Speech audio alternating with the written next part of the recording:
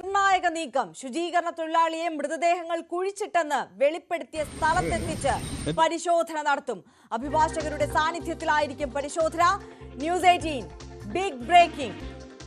കെ.വി. ബൈജു കൂടുതൽ വിശദാംശങ്ങളുമായി ചേരുകയാണ്. ബൈജു, വളരെ നിർണായകമായ ഘട്ടത്തിലേക്ക് ഈ അന്വേഷണം എത്തി നിൽക്കുന്നു. അതിൽ ന്യൂസ് 18 വാർത്തയ്ക്ക് വലിയ പ്രാധാന്യമുണ്ടെന്ന് ഒരിക്കൽ കൂടി എടുത്തു പറയട്ടെ.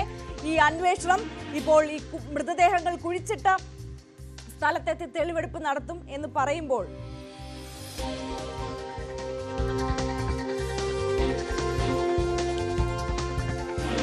ഏതായാലും ഈ സംഭവത്തിൽ ഏറ്റവും നിർണായകമായ നീക്കങ്ങളാണ് നടക്കുന്നത്.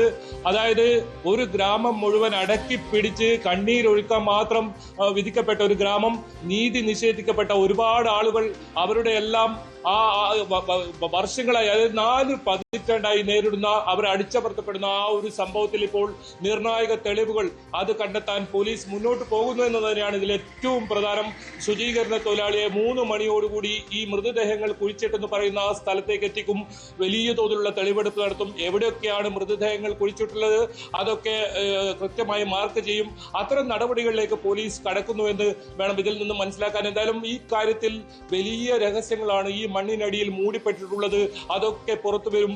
അതിനുള്ള ഒരു ആദ്യപടിയായി ഇതിനെ കാണണം. ഏതായാലും ഈ ശുചീകരണ തൊഴിലാളി അതീവ സുരക്ഷയോട് കൂടിയായിരിക്കും ഇവിടെ എത്തിക്കുക. മൃതദേഹങ്ങൾ എവിടെയൊക്കെ കുഴിച്ചിട്ടുണ്ടോ അതൊക്കെ പോലീസ് കണ്ടെത്തും. അത് പുറത്തേക്ക് എടുക്കാനുള്ള നടപടികൾ വരും ദിവസങ്ങളിൽ ആരംഭിക്കും. അതിന് തുടക്കം എന്ന നിലയിലാണ് ഇപ്പോൾ ഇത്തരത്തിലുള്ള ഒരു നടപടി ആരംഭിക്കുന്നത്. അഭിഭാഷകരുടെ സാന്നിധ്യത്തിലായിരിക്കും ഇത്തരത്തിലുള്ള ഒരു തെളിവെടുപ്പെന്നും ഇപ്പോൾ നമുക്ക് ലഭിക്കുന്ന വിവരം അങ്ങനെയാണ്. എന്തായാലും നിരന്തരമായി കഴിഞ്ഞ ദിവസങ്ങളിൽ ഈ സംഭവങ്ങൾ നമ്മൾ റിപ്പോർട്ട് ചെയ്തിരുന്നു. എന്തുകൊണ്ട് ഇത്തരത്തിൽ ഒരു തെളിവും അതോടുകൂടാതെ വലിയ തോതിലുള്ള മൊഴിയും നൽകിയിട്ടും ഈ പരിശോധന നടത്തുന്നില്ല എന്നത് വലിയ ചോദ്യമായിരുന്നു. അത് ആക്ഷൻ കമ്മിറ്റിയും വലിയ പ്രതിഷേധത്തിലായിരുന്നു. അതിലെല്ലാം ഒടുവിൽ ഇപ്പോൾ നല്ല സമ്മർദ്ദത്തിൽ, അതായത് നിരന്തരം വാർത്തകൾ നൽകി ഇടപെടൽ നടത്തി വലിയ സമ്മർദ്ദത്തിലായ ഇപ്പോൾ പോലീസ് അത്തരം പരിശോധനകളിൽ കടക്കുന്നു. ഇതാരാണ് ഇത്രയും വലിയ ഒരു നീചകൃത്യം ചെയ്തത്? ഈ കുറ്റവാളികളെ തെളിവുകൾ സഹിതം ഇത്തരത്തിലുള്ള നിയമത്തിന് മുന്നിൽ കൊണ്ടുവരേണ്ടതുണ്ട്. എത്ര വർഷം കഴിഞ്ഞാലും ഈ ക്രിമിനൽ പ്രവർത്തനങ്ങൾ നടത്തിയവർ അത്തരം സത്യങ്ങൾ മൂടിവെക്കാനും പറ്റില്ല എന്ന് പറയുന്നത് പോലെ തന്നെയാണ് ഇപ്പോൾ കാര്യങ്ങളുള്ളത്. എന്തായാലും നിർണായകമായ നീക്കങ്ങളാണ് ഇപ്പോൾ ധർമ്മസ്ഥലയിൽ നടക്കുന്നത്. അതിന് മുന്നോടിയായാണ് ഇപ്പോൾ ഈ ശുചീകരണ തൊഴിലാളി സ്ഥലത്തെത്തിക്കുന്നത്. ആക്ഷൻ കമ്മിറ്റി നിരന്തരം ആവശ്യപ്പെട്ടത് അത് തന്നെയാണ്. നമ്മളും അത് തന്നെയാണ് ഈ കാത്തിരുന്നതും. ഈ സ്ഥലം എന്തുകൊണ്ട് പരിശോധിക്കുന്നില്ല? മൊഴിയുടെ അടിസ്ഥാനത്തിൽ ഒരു പ്രദേശത്ത് തെരച്ചിൽ നടത്തിയിരുന്നു. അവിടെ നിന്നൊരു തലയോട്ട് ലഭിച്ചിരുന്നു. അത് ഫോറൻസിക് പരിശോധനയ്ക്കൊക്കെ അയക്കുന്ന സാഹചര്യം ഉണ്ടായിരുന്നു. ആ ദൃശ്യങ്ങളൊക്കെ നമ്മൾ തന്നെ പ്രേക്ഷകരിലേക്ക് എത്തിച്ചതുമാണ്. അതേ പ്രദേശത്ത് തന്നെയാണോ ഇനി വീണ്ടും കൂടുതൽ തെരച്ചിൽ നടത്തുക? ഈ മണ്ണ് മാറ്റിയുള്ള പരിശോധന, അത് ആക്ഷൻ കമ്മിറ്റിയുടെ ദീർഘകാലമായിട്ടുള്ള ഒരു ആവശ്യമായിരുന്നു. അത് നടപ്പാക്കാൻ പോകുന്നത് ഈ പ്രദേശത്ത് തന്നെയാണോ?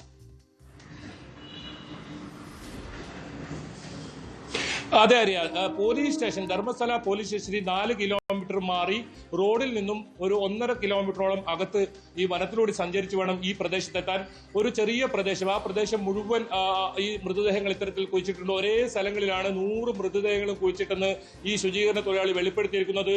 ഇത് ആദ്യം പരാതിയായി എഴുതി നൽകിയത് ഒരു അന്വേഷണം ഉണ്ടായിരുന്നില്ല. ഇതേ തുടർന്നാണ് ഇദ്ദേഹം തന്നെ അത് തെളിവിനായി വിശ്വസിപ്പിക്കാനായി ഇദ്ദേഹം തന്നെ ഒരു തലയോട്ടി ഇത്തരത്തിൽ ഇവിടെ നിന്നൊരു മൃതദേഹ അവശിഷ്ടം ഇത്തരത്തിലെടുത്ത് അത് കോടതിയിൽ ഹാജരാക്കിയും അതിപ്പോൾ ഫോറൻസിക് പരിശോധനയ്ക്ക് അയച്ചിട്ടുള്ളത്. എന്തായാലും ഈ പോലീസ് സ്റ്റേഷന് 4 കിലോമീറ്റർ മാത്രം അകലെ അത്തരത്തിൽ വലിയൊരു വനം ഉള്ള സ്ഥലമാണ്. ഇതെല്ലാം അതീവ സുരക്ഷയിലായിരിക്കും ഈ തെളിവെടുപ്പ് നടക്കുക.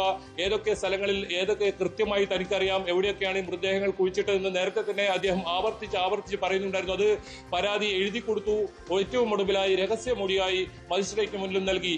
ഇതിൽ കോടതി ഉത്തരവുണ്ട്. ഈ കാര്യത്തിൽ അടിയന്തരമായ വിശദമായ അന്വേഷണം നടത്തണമെന്ന് കോടതി ഉത്തരവുണ്ട്. ഒരാഴ്ച കഴിഞ്ഞിട്ടും പോലീസ് അനങ്ങിയില്ല. എന്തായാലും ഇപ്പോൾ അതിൽ നിർണായകമായ ഒരു നടപടിയാണിതെന്ന് വേണം ഇത് കരുതാൻ. ഇതിന്റെ ഏറ്റവും വലിയ തുടക്കമായി ഇതിനെ കാണാം. ഒരു വലിയ തെളിവുകൾ ഇവിടെ നിന്നും ഈ മണ്ണിനടിയിൽ കുഴിച്ചിട്ട നിലയിലുള്ള ഒരുപാട് മൃതദേഹങ്ങളുണ്ട്. അതിലൊക്കെ വലിയ തെളിവുകൾ കണ്ടെത്താനുണ്ട്. അനന്യയുടെ കേസ് നേരത്തെ റിപ്പോർട്ട് ചെയ്തതാണ് നമ്മൾ. അനന്യയുടെ 22 വർഷത്തിന് ശേഷം ഒരു പരാതി സ്വീകരിക്കാൻ ഇപ്പോൾ തയ്യാറായിരിക്കുന്നു. അതായത് ധർമ്മസ്ഥലയിൽ ഇത്തരത്തിലുള്ള ഒരുപാട് ആളുകൾക്ക് നീതി നിഷേധം ഉണ്ടായിട്ടുണ്ട്. അവർക്കെല്ലാം അവരുടെ ഒരേ സ്വരത്തിൽ അവർ പറയുന്നത് ആരാണ് ഈ കൃത്യം ചെയ്തത്, അവർക്ക് തെളിവ് സഹിതം പുറത്തു കൊണ്ടുവരണം. ആളുകളെ ഇവർക്ക് അറിയാമെങ്കിലും കൃത്യമായ തെളിവുകൾ സഹിതം പോലീസ് അത് ചെയ്യണം. ആക്ഷൻ കമ്മിറ്റി നേരത്തെ മുന്നറിയിപ്പ് നൽകിയിട്ടുണ്ട്. അതായത് ഈ മൃതദേഹം, അതായത് ശുചീകരണ തൊഴിലാളി ചൂണ്ടിക്കാട്ടിയ സ്ഥലത്ത് നിന്നും മൃതദേഹം എടുക്കാൻ തയ്യാറായിട്ടില്ലെങ്കിൽ സ്വന്തമായി ആക്ഷൻ കമ്മിറ്റി ഇത് അവശേഷിച്ച മൃതദേഹം എന്തായാലും ഈ തെളിവെടുപ്പിന് പോലീസ് ഒരുങ്ങിയിരിക്കുകയാണ്, സമ്മതം അറിയിച്ചിരിക്കുകയാണ്. ബൈജു, ഇത് എപ്പോഴത്തേക്ക് നടക്കും എന്നതുകൂടി.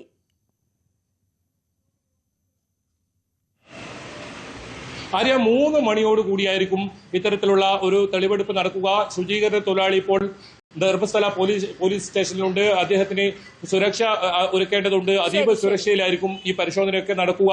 അത് 3 മണിയോടുകൂടി അഭിഭാഷകർ എത്തിയിട്ടുണ്ട്. ഏതായാലും 3 മണിയോടുകൂടി ഇത്തരം നടപടികൾ ആരംഭിക്കും. ഓക്കെ, തീർച്ചയായും. KV ബൈജു ആണ് വിശദാംശങ്ങളുമായി ചേർന്നത്. ധർമ്മസ്ഥല കൂട്ടക്കൊലപാതക കേസിൽ നിർണായക വെളിപ്പെടുത്തൽ പുറത്തു വന്നതോടെ കൂടുതൽ തിരോധാന കേസുകളിൽ അന്വേഷണം ആരംഭിച്ച് പോലീസ്. MBBS വിദ്യാർത്ഥിനി അനന്യ ഭട്ടിന്റെ തിരോധാനത്തിൽ 22 വർഷങ്ങൾക്ക് ശേഷം പോലീസ് അന്വേഷണം തുടങ്ങി.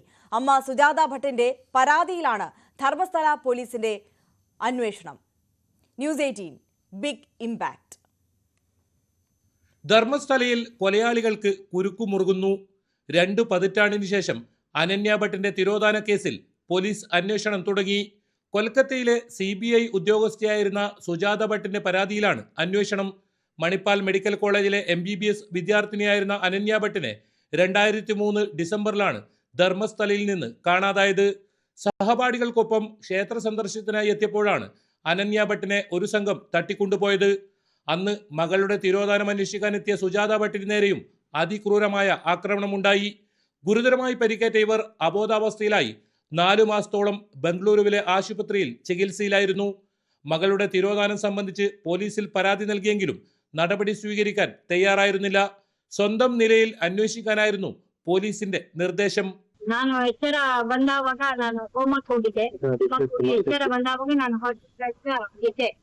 ಆ ಹಾಸ್ಪಿಟಲ್ ಹೊರಗಡೆ ಬಂದ್ಮೇಲೆ ಇಂಥ ಹಾಸ್ಪಿಟಲ್ ಅಲ್ಲಿ ನನ್ನ ಇದು ಮಾಡಿದ್ದಾರೆ ಅಂತ ಪುಣ್ಯಾತ್ಮನಿಗೆ ನಾನು ಚಿರಋಣಿಯಾಗಿರ್ತೀನಿ. ಎಚ್ಚೆತ್ತು ಬಂದಿದ್ದೀನಲ್ಲ ಕೋಮಾದಿಂದ ಅನ್ನುವಂತ ಒಂದು ಇದನ್ನು ನಾನು ಪುಣ್ಯಾತ್ಮನಿಗೆ ನಾನು ಯಾವತ್ತೂ ಚಿರಋಣಿಯಾಗಿರ್ತೀನಿ. ಯಾರ ಮೇಲೆ ಏನು ಅವ್ನ ಜಲೆ ಹಾಕಿ ಇವ್ನ ಜಲೆ ಹಾಕಿ ಅಂತ ಹೇಳಿ ಕೇಳ್ತಾರೆ. ಇವ್ರೇನಂದ್ರೆ ಯಾರು ಇಲ್ಲ ಅವರಿಗೆ. ಅವ್ರ ಮಗಳು ಈಗ ಇವ್ರೇನಾದ್ರು ಎಕ್ಸಿಮಿಷನ್ ಮಾಡಿದ್ರೆ ಎಲ್ಲಾರು ಅವ್ರ ಮಗಳು ಅಸ್ತಿ ಇವ್ DNA ಜೊತೆ ಮ್ಯಾಚ್ ಆಗಿ ಸಿಕ್ಕಿದ್ರೆ ಅಷ್ಟಕ್ಕೆ ಅವರು ಅದೊಂದು ಅವ್ರ ಶ್ರಾದ್ದ ಎಲ್ಲ ಮಾಡ್ಬಿಟ್ಟು, ಒಂದು ವಯಸ್ಸಾಗಿದೆ ಇವ್ರು ಯಾರಿಲ್ಲ, ಅದಕ್ಕೆ ಅವ್ರ ಶ್ರಾದ್ದ ಎಲ್ಲ ಮಾಡ್ಬಿಟ್ಟು ನಾನು ಜೀವ ಬಿಡ್ತೀನಿ ಅನ್ನೋ ರೀತಿ ಇದ್ದಾರೆ. ಅದಕ್ಕೋಸ್ಕರ ನಾವು SP ಸಾಹೇಬ್ ಮೀಟ್ ಮಾಡಕ್ ಬಂದ್ವಿ. SP ತುಂಬಾ ಪಾಸಿಟಿವ್ ರೆಸ್ಪಾನ್ಸಿಬಿಲಿಟಿ ಅವರು ಹೇಳಿದಾರೆ ಕ್ಲೀನ್ ಆಗಿ. ധർമ്മസ്ഥലയിലെ ഞെട്ടിപ്പിക്കുന്ന കൊലപാതക പരമ്പര സംബന്ധിച്ച് ന്യൂസ് 18 ആണ് ആദ്യം വാർത്ത പുറത്തു കൊണ്ടുവന്നത്.